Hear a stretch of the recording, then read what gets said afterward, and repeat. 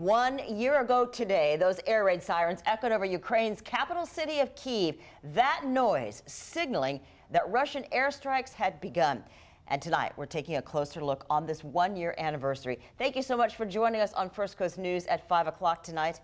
I'm Jeannie Blaylock. And I'm Anthony Austin. So soon thereafter, Russian tanks and armored vehicles moved into Ukraine from Belarus. And according to the United Nations, listen to this figure, $100 billion worth of infrastructure damage was done in the first month after the Russian invasion. And the human toll much more devastating. The United Nations estimates that more than 8,000 civilians have died, more than 13,000 injured. Western military leaders estimate casualties on both sides of the conflict at more than 100,000 killed or wounded. The United States increasing its support of Ukraine today. The Biden administration said it would send Ukraine new military equipment and financial support in a new $2 billion package. The U.S. Defense Department says the U.S. has committed more than $24.9 billion to Ukraine since the beginning of that Biden administration effort. And we have team coverage for you tonight of the 1 year anniversary of the war. On Your Side's Rich Donnelly spoke with the Ukrainian ambassador to the United States. And also tonight, he has a message of Floridians 1 year after the fighting began. That message from the ambassador, she says. Sounds of rocket blasts and images of destruction have become a common occurrence in Ukraine over the past year.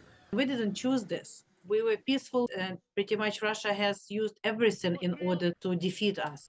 Ukrainian Ambassador Oksana Markarova joined First Coast News for a Zoom call and said every person in Ukraine has been affected by the war.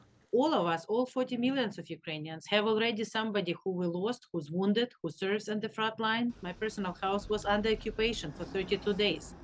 This war is between Russia and Ukraine, but a large portion of the Western world, including the United States, has supplied military and humanitarian assistance to Ukraine.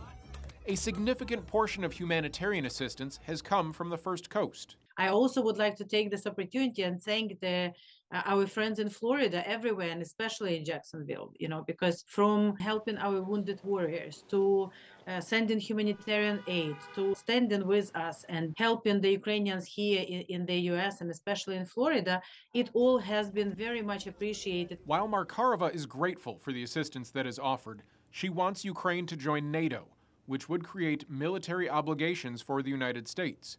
Currently, Ukraine has 68,000 documented cases of war crimes against Russia. People who started this war, people who committed these horrible crimes, have to be punished and have to be held accountable. Stand with us so that we can finish this war while it's still in Ukraine. Listen to what Mr. Putin is saying. He's restoring the empire, and that restoration of empire actually has in the evil plans, some other countries, including some NATO countries. Markarova hopes that next February, Ukrainians are celebrating the first anniversary of victory in this war rather than the second anniversary of the invasion. Reporting in Jacksonville, Rich Donnelly, First Coast News, on your side. And the war in Ukraine has also created a refugee crisis. According to the United Nations, more than 7.5 million people have fled Ukraine. Nearly 7 million are displaced inside Ukraine. And the UN says it's the fastest forced population move since World War II.